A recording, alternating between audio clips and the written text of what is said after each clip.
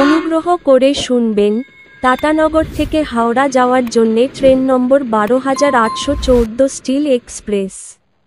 প্রতিদিন সকাল ৬:০৫-এ টাটানগর জংশনের ১ নম্বর প্ল্যাটফর্ম থেকে ছেড়ে যায় এবং এটি হাওড়া পৌঁছায় একই দিন সকাল ১০:৩৫-এ হাওড়া জংশনের ১৮ অথবা ২০ নম্বর প্ল্যাটফর্মে। ট্রেনটির মোট যাত্রাপথ ২৪৮ কিলোমিটার, যা অতিক্রম করতে সময় লাগে ৪ ঘন্টা ৩০ মিনিট।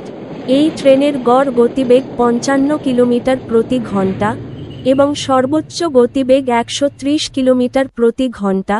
এই ট্রেনটি যাত্রাপথে মোট ৬টি স্টেশনে দাঁড়ায়।